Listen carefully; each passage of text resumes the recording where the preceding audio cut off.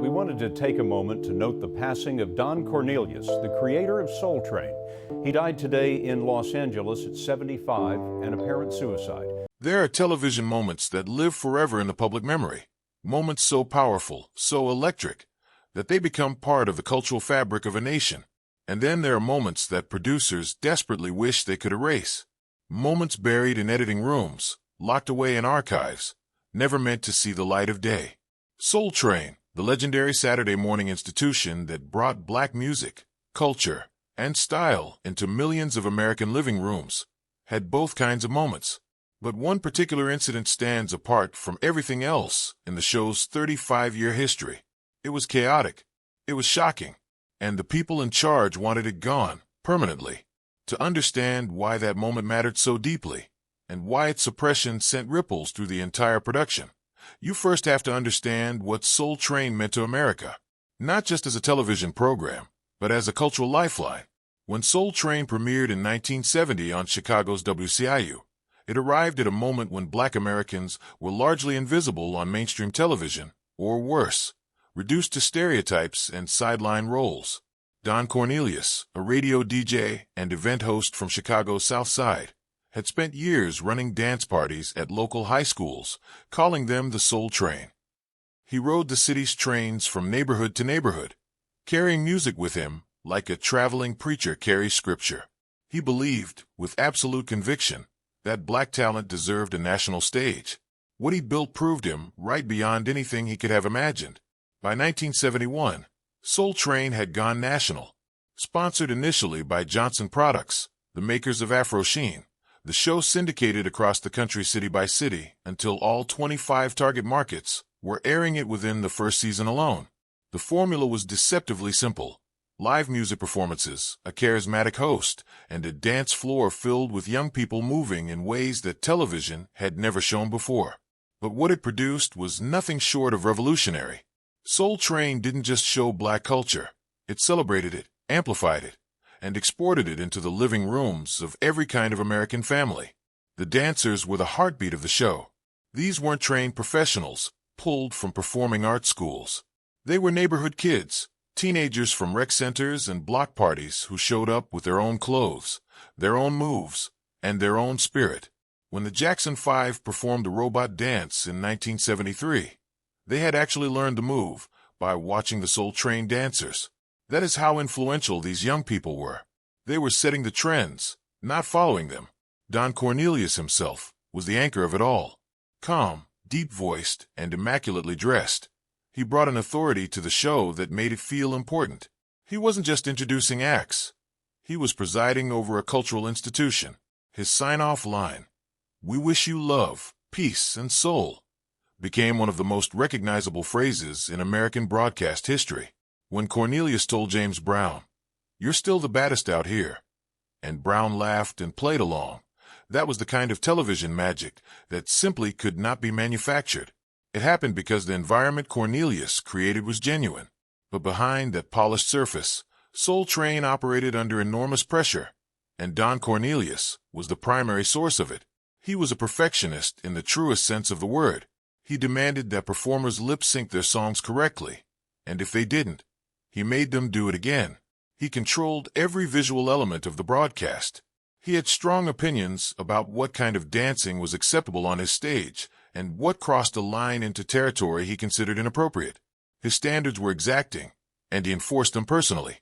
This created an atmosphere that was exciting for viewers, but often tense for the people inside the production. Cornelius was not an easy man to work with, and several people who passed through Soul Train's doors have spoken about that tension over the years.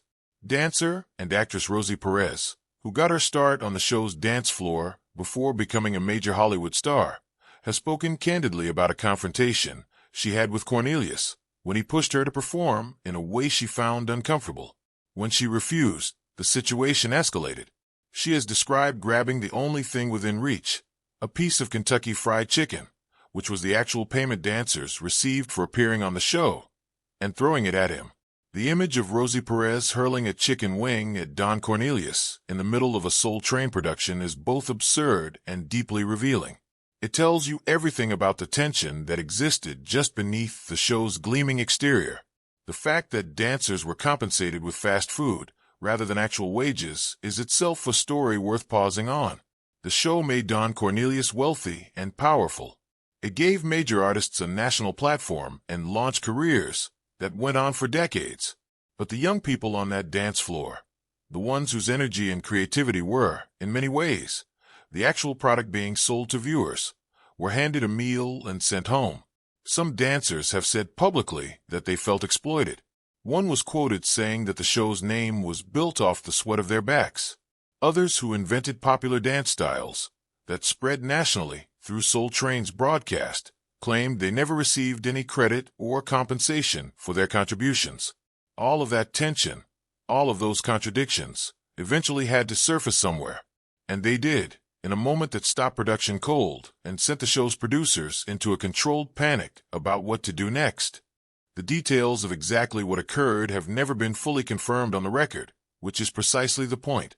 Soul Train's producers were extraordinarily careful about what footage reached the public. Don Cornelius exercised tight control over the show's archive.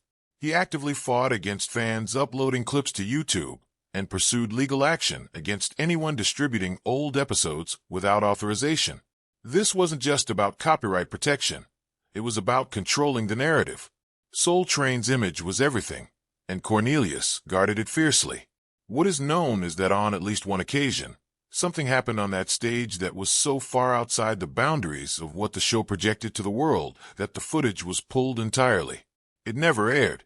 Producers gathered afterward and made a collective decision that what had been captured on camera could not be broadcast. Some accounts suggest it involved a confrontation between performers and production staff. Others point to an incident on the dance floor that escalated well beyond what anyone anticipated. The show's controlled environment, which normally kept everything running smoothly, had broken down, and the cameras caught all of it. For a show that projected joy, unity, and celebration every single week, the existence of that footage was a direct threat to everything it stood for. If viewers saw what had actually happened that day, the carefully constructed image of Soul Train as a harmonious, joyful space would be permanently complicated. So the decision was made to hide it. The episode was reworked or replaced. The incident was never publicly acknowledged, and for years it stayed buried. The effort to suppress that scene reveals something important about how Soul Train actually functioned as a business and as a cultural product. Don Cornelius was not simply a host or even just an executive producer. He was a brand manager, perhaps the first black television figure to operate with that kind of strategic awareness. He understood that Soul Train's power came from its image, an image of black excellence, style, and joy that was aspirational and unifying. Any crack in that image was a threat to the entire enterprise. This is why the dancer controversies, the behind-the-scenes tensions, and the incidents that never made it to air were all handled the same way. Quietly, internally, and out of public view. Cornelius had built something precious, and he protected it the way any founder protects their creation, sometimes to an extreme that caused real harm to the people working within it. The irony is that this protectiveness ultimately contributed to the show's decline. As hip-hop emerged in the 1980s and reshaped black music culture entirely, Cornelius struggled to embrace it. He admitted publicly that he didn't connect with the genre. He was reportedly unsettled by groups like Public Enemy. He added hip-hop acts to the lineup because the ratings demanded it, not because he believed in them the way he had believed in soul and R&B. That disconnect was visible on screen, and audiences felt it. By the time Cornelius stepped down as host in 1993, Soul Train had already begun its slow fade. The show continued for another 13 years under a rotating cast of hosts, Mr. O'Clark, Shamar Moore, Dorian Gregory, but none of them carried the weight that Cornelius had. The show had been built around one man's personality and vision, and without him at the center of it, the structure gradually weakened. The ratings told the story clearly. By the mid-2000s, viewership had dropped below the threshold that made the show viable for major networks. Tribune Entertainment, which had distributed the show for years, shut down in 2007. Cornelius attempted to save Soul Train through a deal with Trifecta Entertainment and Media, but the momentum was gone. After 35 seasons, the show produced its final new episode in 2006. What followed was reruns, archival packages, and eventually a sale of the entire brand to outside investors. Don Cornelius died in February 2012, at 75, from a self-inflicted gunshot wound at his home in Los Angeles. The people closest to him said they had not seen it coming. His longtime business partner Clarence Avant had met with him just a week before and described him as seemingly fine.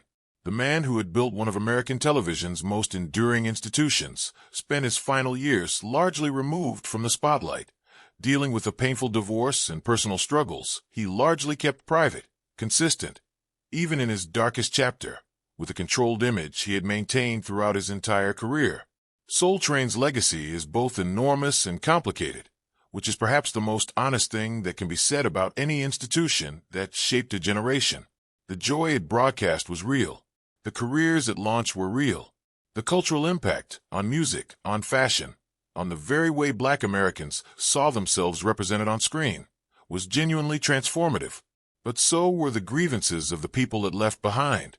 The dancers who were never paid, the talent that was exploited, the scenes that were buried, the tensions that were managed rather than addressed. What the producers tried to hide was never just one scene. It was the full, complicated truth of what it costs to build something extraordinary, and what sometimes gets sacrificed in the process of making it look effortless. Soul Train always ended the same way. Don Cornelius, calm and composed, looking directly into the camera, and delivering those final words with absolute certainty. "We wish you love, peace, and soul." He meant it, but the story behind those words was always more complicated than the words themselves. And now, finally, that story deserves to be told in full.